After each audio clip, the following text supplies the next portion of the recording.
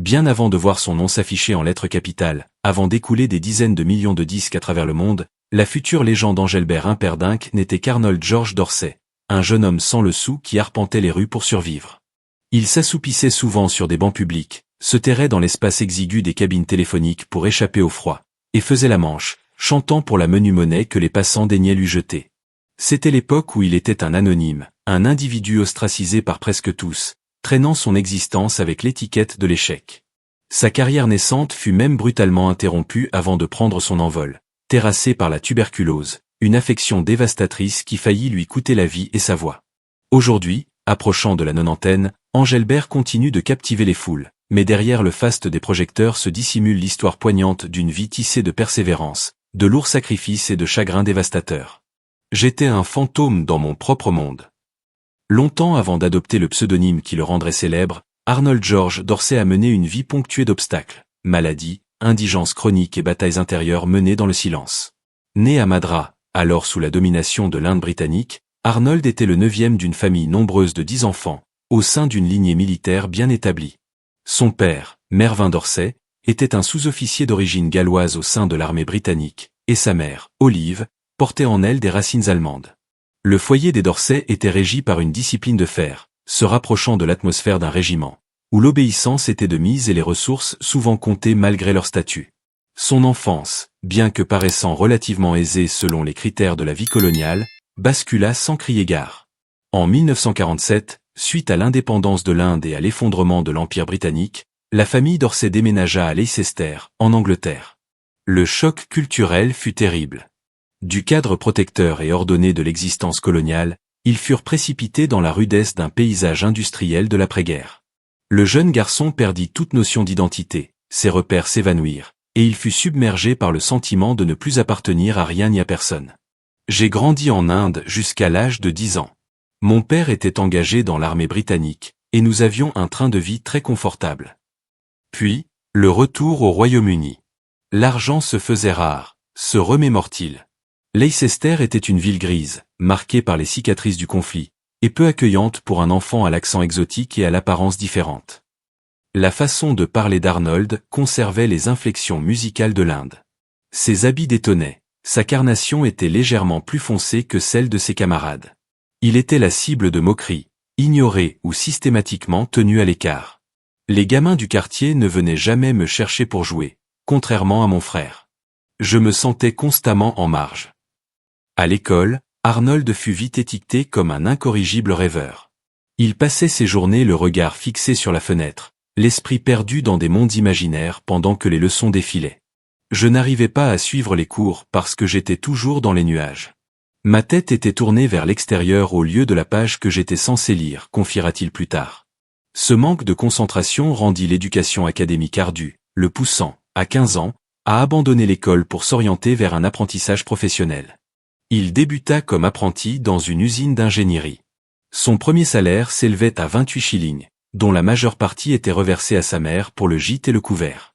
Je ne conservais que 5 shillings par semaine pour vivre, précise-t-il. Le labeur était fastidieux et dénué de toute satisfaction, mais l'idée d'abandonner n'était pas envisageable dans un foyer régi par les valeurs militaires. Je haïssais ce travail, mais mon père souhaitait ardemment que je mène une carrière respectable dans l'ingénierie. Cependant, la musique fut toujours son ultime échappatoire. Il avait commencé l'apprentissage du saxophone à l'âge de 11 ans, encouragé par sa mère, elle-même musicienne douée. Bien qu'extrêmement réservé et socialement maladroit, Arnold trouvait dans la pratique musicale de rares moments de plénitude. Il s'exerçait avec une détermination farouche, et vers la fin de son adolescence, il commença à se produire dans des boîtes. Mais le chant restait son jardin secret, réservé à la sphère privée, dissimulé derrière un rideau, sous une table ou derrière une porte. J'étais d'une timidité maladive. Petit, je ne pouvais chanter devant ma famille qu'en étant caché. Sa toute première prestation publique eut lieu à l'âge de 17 ans. Une pinte de bière lui insuffla le courage nécessaire pour monter sur scène. Il interpréta le morceau Wanted et pour la première fois de sa vie, il fut gratifié des applaudissements d'étrangers. Ça n'arrivait jamais quand je jouais du saxophone, se souvient-il. Ce fut le premier signe d'éclat dans une existence jusque-là marquée par l'effacement. Mais cela ne transforma pas encore son destin. Il adopta le nom de scène de Jerry Dorsey, car ses amis trouvaient qu'il ressemblait à l'acteur comique Jerry Lewis, et se produisit dans les clubs réservés aux ouvriers. Malgré tout, durant près d'une décennie, il demeura dans l'ombre. En 1958, il sortit son premier 45 tours chez Decca Records, Crazy Bell, qui passa inaperçu, même après une brève apparition télévisée dans l'émission Oh Boy. Il signa chez Parlophone la même année, mais son second titre ne parvint pas non plus à se démarquer. Cette période le vit également participer à The Big Beat Show, une tournée d'artistes en quête de reconnaissance. Les cachets étaient dérisoires, le rythme exténuant, et la célébrité demeurait hors de portée. Puis vint l'épreuve la plus douloureuse. En 1961, alors qu'il commençait à gagner un peu de terrain dans l'industrie, Arnold contracta la tuberculose. Il avait 25 ans et venait tout juste d'économiser suffisamment d'argent grâce à ses apparitions télévisées pour acheter une maison à ses parents. Soudain, il se retrouva alité, luttant pour respirer, incertain de pouvoir jamais chanter à nouveau. Il passa 6 mois à l'hôpital, assistant, impuissant, à l'effondrement de tout ce qu'il avait patiemment bâti. J'ai été contraint de me séparer de la maison que j'avais acquise pour mes parents. Je ne pouvais plus honorer les traites hypothécaires, raconta-t-il. Ce fut un moment de grande souffrance. Il fut forcé de s'endetter, par moments, dut emprunter simplement pour subsister. J'étais si démuni que j'avais du mal à payer mon loyer. J'avais accumulé d'énormes dettes fiscales. Après sa guérison, il remonta sur scène, mais il devait repartir de zéro. Il avait perdu son élan, sa stabilité financière et sa confiance déjà fragile. Il se produisait dans des clubs quasi désertés pour des sommes insignifiantes, tout en combattant une anxiété écrasante. J'étais résolu à devenir chanteur, mais mes nerfs étaient très fragiles, avoua-t-il. J'étais toujours hanté par la peur d'être sanctionné si je commettais une erreur. En arrière-plan, sa famille, fière de ses origines militaires, peinait à comprendre ses aspirations artistiques. Son père, qui rêvait d'un fils avec un emploi sûr, fut désabusé lorsqu'Arnold laissa tomber l'ingénierie. Cela l'a chagriné un peu, expliqua un père dingue plus tard, mais cela ne m'a pas arrêté. Je voulais accomplir quelque chose de ma vie. Sa vie sentimentale n'était pas épargnée par son insécurité. À 17 ans, il eut un unique rendez-vous adolescent. La jeune fille lui demanda de chanter. Il accepta à condition de pouvoir lui tourner le dos. Il chanta Wanted et lorsqu'il se retourna, elle avait disparu. Elle s'était volatilisée, confie-t-il. Le souvenir, teinté d'humour et de douleur, illustre à quel point il se sentait vulnérable et insignifiant, même dans l'intimité d'une relation. À l'âge de 18 ans, épuisé émotionnellement, il s'engagea dans l'armée. Ironiquement, le service militaire devint un facteur de sa reconstruction. Être dans l'armée m'a donné plus de cran, affirma-t-il. Ça m'a aidé à sortir de ma coquille. Mais une fois démobilisé, la lutte reprit de plus belle. Toujours pas de contrat durable, toujours pas de véritable reconnaissance. Il était prisonnier de l'image de ses succès manqués. Après des années de singles ratés et de performances oubliables sous le nom de Jerry Dorsey, sa métamorphose en 1965, orchestrée par son manager Gordon Mills, ouvrit un chapitre totalement inédit pour le chanteur en difficulté. Mills, désireux de revitaliser la carrière de plusieurs jeunes talents, leur attribua à chacun un nom de scène percutant. Aux côtés de Tom Jones et Gilbert O'Sullivan, Dorsey devint Engelbert Humperdinck, un nom emprunté à un compositeur d'opéra allemand du XIXe siècle. Ce pseudonyme excentrique se révéla incroyablement efficace pour attirer l'attention. Le véritable tournant eut lieu en 1967 avec la parution de Release Me, un titre qui avait traîné sur les étagères pendant des mois. Après une apparition télévisée impromptue au célèbre London Palladium, la chanson connut une explosion de popularité, se vendant jusqu'à 85 000 exemplaires par jour à son apogée. Son succès fut tel qu'il relégua les singles phares des Beatles, Strawberry Fields Forever et Pennyland loin de la première place des hit-parades britanniques, un exploit mémorable. Le 45 tours passa 56 semaines dans le top 50 britannique et se hissa à la 4e place du Billboard américain, son meilleur classement aux États-Unis à ce jour. Ce n'était pas qu'un simple succès, c'était un phénomène culturel qui propulsa Humperdinck sur la scène internationale. Néanmoins, cette ascension fulgurante fut semée d'embûches. Même après Release Me, il dut faire face au scepticisme ambiant. On le classa rapidement dans la catégorie des crooners, une étiquette qu'il rejetait avec véhémence. Aucun crooner n'a l'étendue vocale que je possède, clamait-il avec fierté. Je peux atteindre des notes qu'aucune banque ne pourrait encaisser. Malgré ses protestations, il fut catalogué comme le chanteur par excellence des ballades romantiques. Une image qui lui assura une popularité immense, particulièrement auprès du public féminin, mais qui limita sa reconnaissance par la critique. Dans la foulée de Release Me, Humperdinck enchaîna les succès avec There Goes My Everything, The Last Waltz et A Man Without Love. Les albums de cette période, The Last Waltz, A Man Without Love et Engelbert, se vendirent à des millions d'exemplaires, asseyant sa réputation comme l'un des ambassadeurs majeurs de la pop romantique britannique. Pourtant, la presse spécialisée lui témoignait rarement le même respect qu'à ses contemporains du rock. Son attrait de masse et son image soignée à la télévision lui valurent un certain mépris de la part des critiques élitistes. Durant les années 1970, il développa une base de fans mondiale grâce à des tournées intensives et de fréquentes apparitions télévisées. Il devint une tête d'affiche incontournable à Las Vegas et anima son propre spectacle télévisé, partageant la scène avec des figures comme Ray Charles, Dusty Springfield et Tony Bennett.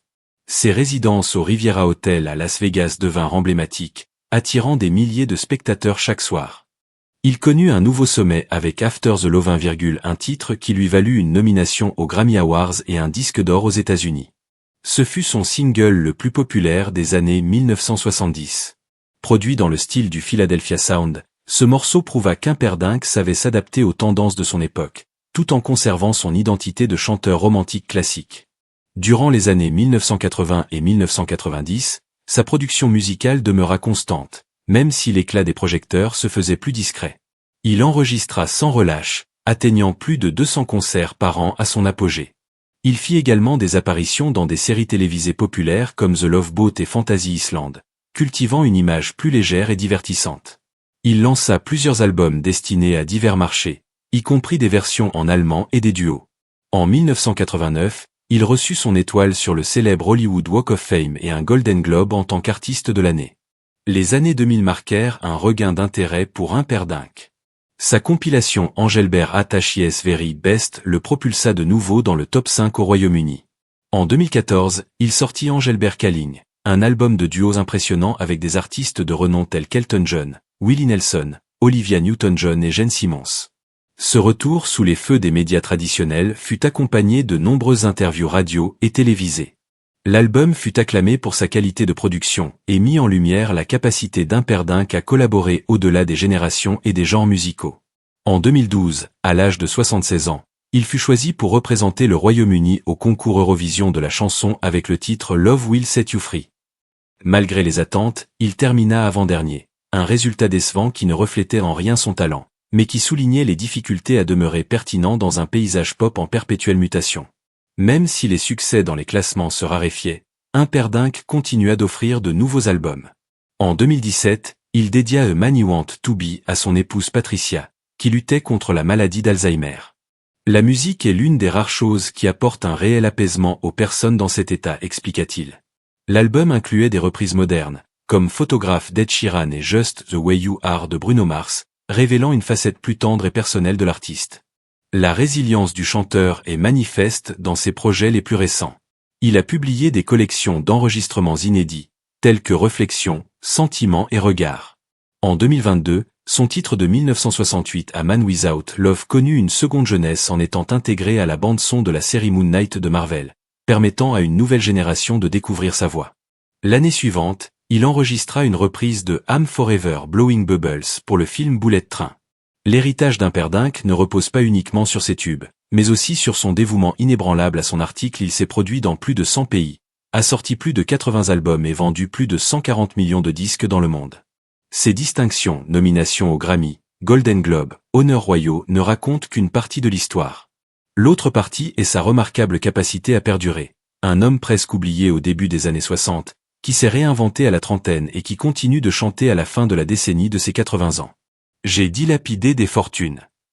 Derrière l'éclat mondial d'Engelbert Humperdinck, ses chansons en tête des palmarès et ses décennies de spectacles complets, se cache un récit plus sombre, celui d'importantes pertes financières, de trahisons et de leçons douloureuses liées à une confiance aveugle et mal placée.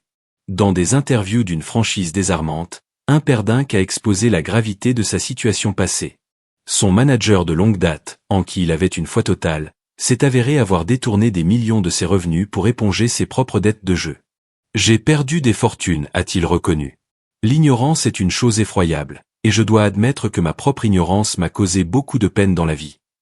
Il avait remis l'intégralité de son avenir financier entre les mains d'un homme qui allait le duper. Lorsque la vérité éclata au grand jour, les dommages étaient irréparables. Au zénith de sa carrière, Humperdinck était actionnaire de la société M&M, qui gérait ses cachets, ses investissements et ses droits d'auteur.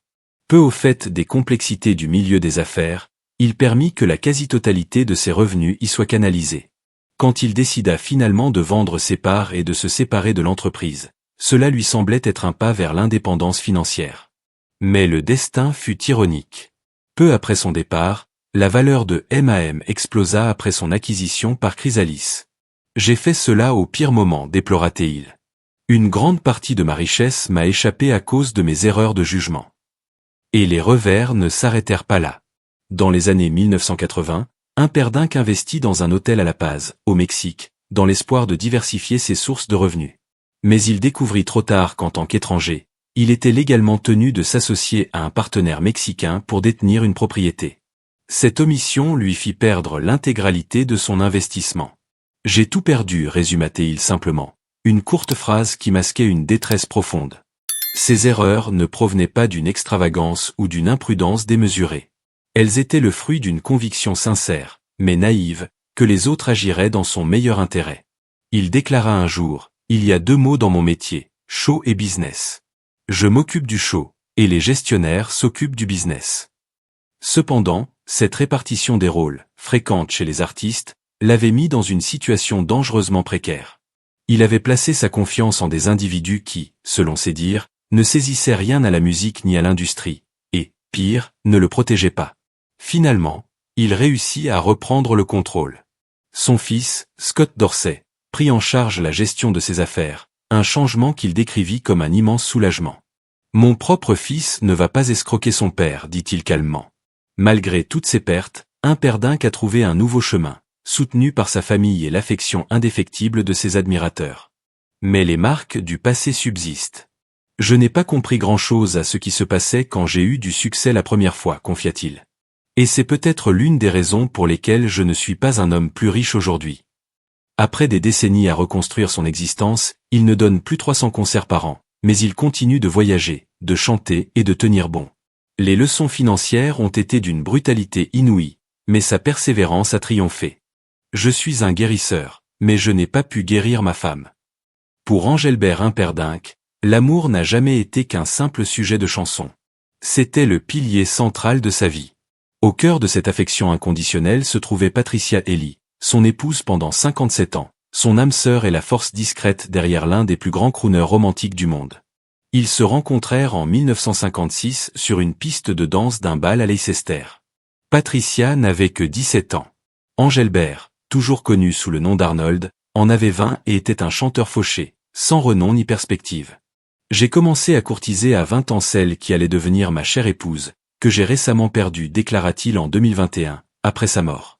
Il ne l'épousa qu'en 1964, non par hésitation, mais parce qu'il voulait d'abord être en mesure de subvenir à ses besoins. À cette époque, il partageait peu de biens matériels, seulement des rêves, un amour passionné et une détermination sans faille. Un jour, son père demanda à Patricia de persuader Arnold de trouver un métier stable. Elle refusa catégoriquement. « Papa, lui répondit-elle, il fera ce qu'il veut. C'est quelqu'un de très têtu.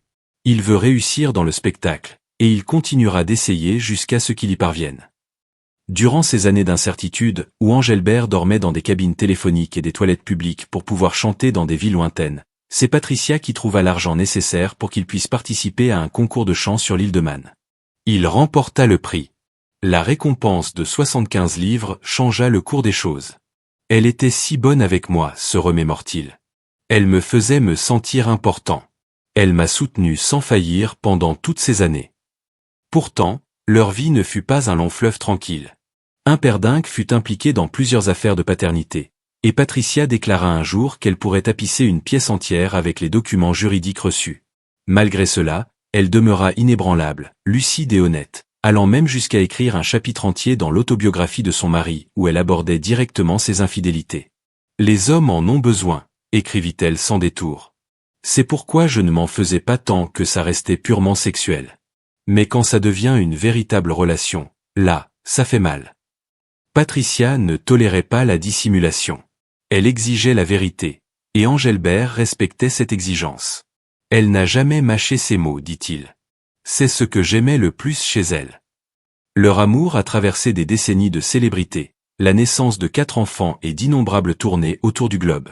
Ils partageaient des résidences en Californie et à Leicester. Elle le suivait souvent à l'arrière de sa Harley Davidson. Ensemble, ils ont bâti une famille unie, et tout au long de ce parcours, Patricia n'a jamais cherché la lumière des projecteurs, mais elle en fut toujours la source. Puis vint le long et douloureux adieu.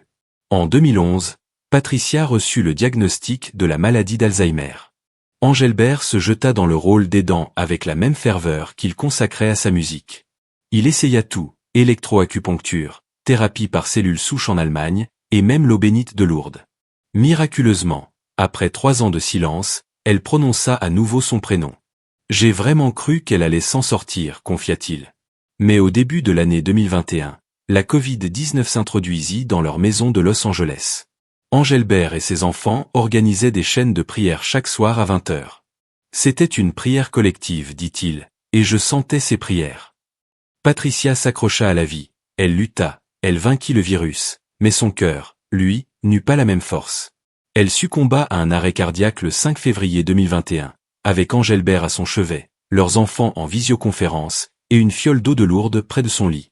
On ne mesure l'ampleur de ce que l'on a perdu que lorsque la personne n'est plus là, confia-t-il. Après le départ de Patricia, je me suis senti vulnérable, à vif. Toute ta manière de penser change, ton cœur change, ton monde entier change. Il aurait pu tout arrêter. Personne ne l'aurait blâmé. Mais Patricia n'aurait jamais accepté cela. Elle lui avait toujours dit de continuer. Tu dois le faire, répétait-elle. C'est ton métier. Alors, il est remonté sur scène. Désormais, chaque mot chanté résonne plus fort. Chaque mélodie revêt une profondeur accrue. Je dédie une chanson qui s'appelle Everywhere I Go à Patricia, partage Engelbert. Je l'ai écrite il y a 30 ans, mais elle n'a jamais eu autant de sens qu'aujourd'hui. Son plus récent album, All About Love, est un hommage à la femme de sa vie. Même au cœur d'une renaissance artistique tardive, avec ses chansons qui s'invitent dans des productions contemporaines comme Bullet Train, Moon Knight et The Umbrella Academy, son cœur reste lié à Patricia. Elle était mon pilier, mon âme sœur, dit-il. C'est une épreuve extrême de perdre quelqu'un avec qui on a tout partagé. Je regarde les jardins qu'elle a créés, et tout me la rappelle. À près de 90 ans, Engelbert entretient toujours sa chevelure et arbore fièrement ses favoris, un clin d'œil à l'homme dont Patricia était tombée amoureuse. Mais derrière le faste du show business, il y a avant tout un homme en deuil, pleurant la femme qui a partagé toute sa vie. Et lorsqu'il chante aujourd'hui, c'est toujours pour elle qu'il le fait. Elle voudrait que je continue. On dit que derrière chaque homme qui réussit, il y a une grande femme, dit-il. Et elle était la mienne. Engelbert Humperdinck, malgré son âge vénérable, continue de se produire, mais l'existence sans Patricia a laissé une marque indélébile. Son énergie, ses paroles, ses chansons, tout porte désormais le poids de cette absence.